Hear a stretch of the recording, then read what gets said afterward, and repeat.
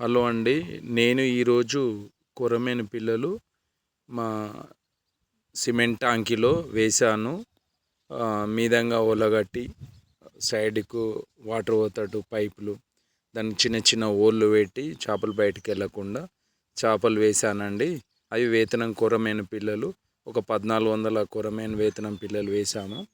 Cover కిందంగా sludge ఎక్కువ ఉండకుండా, ఓ పాకు రాకుండా డైరెక్ట్ వాటర్ పైప్ పెట్టి ప్రెష్ చేసి నీట్గా అయ్యేటట్టుగా తొందర స్లడ్జ్ వెళ్ళిపోయేటట్టుగా చేసాము. ఇంకో విషయం చెప్పేది ఏంటంటే, ఈ దానా వేసేటప్పుడు కూడా ఆ పిల్లలు ఈరోజు వేసి దాన కూడా ఈరోజు వేస్తే తినట్లేవు. ఎక్కడ దాన అక్కడ మిగిలిపోయింది చూడండి. ఒక 2 days తర్వాత మెల్లమెల్లగా అవే అలవాటు అవుతాయి. దానికోసం చిన్నది 2.6 గ్రోవెల్ దానా వేసాము.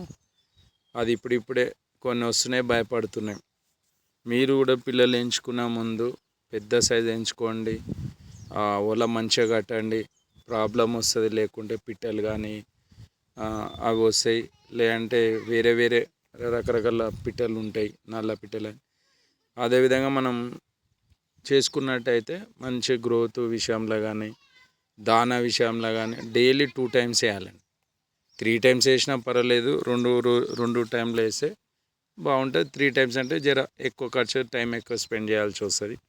డైలీ మోటార్ ఇలా వాటర్ నల్ల పైప్ పోస్తుంది, వాటర్ బయటికి వెళ్ళిపోతాయి. అవంతలో అవి పోస్తూ ఉంటే క్లియర్ అయితేనే ఉంటాయి. అసలు మీద ఏమైనా దానం మిగిలిపోయింది ఉంటే ఆ వాటర్కి వెళ్ళిపోతుంది. ఫ్రెష్గా వాటర్ వస్తున్నాయి. మేము మొత్తం చేయనీకి ఈ హౌజ్ కవర్ వేయనీకి 2 days పట్టిందండి. అమెజాన్లో బుక్ చేసినాం కవరు.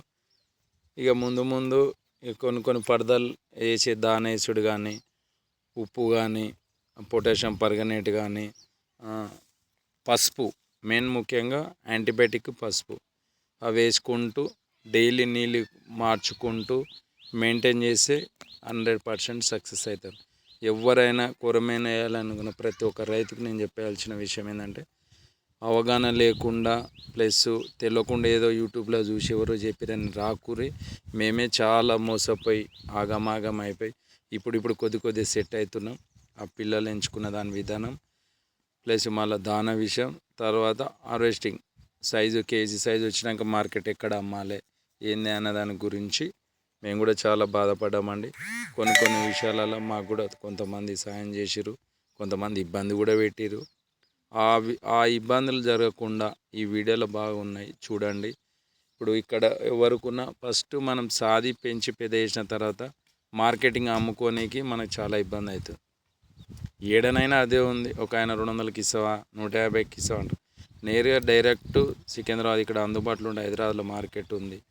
అక్కడ ఆంధ్రాలో అక్కడ ఎక్కడెక్కడ ఉన్నాయో, విజయవాడ అక్కడక్కడ ఉండవచ్చు. మన తెలంగాణ గురించి అయితే హైదరాబాద్లో 2 ఉన్నాయి.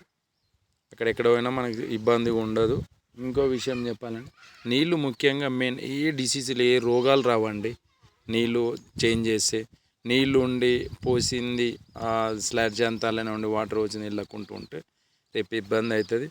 మీకు ఈ వీడియో నచ్చినట్టయితే లైక్ చేయండి, సబ్స్క్రైబ్ చేయండి, షేర్ చేయండి. మరిన్ని వీడియోలలో ఇంకా ఫుల్ ఏమైనా ఉన్నా కూడా డౌట్స్ ఉంటే చెప్పగలుగుతా ప్లీజ్.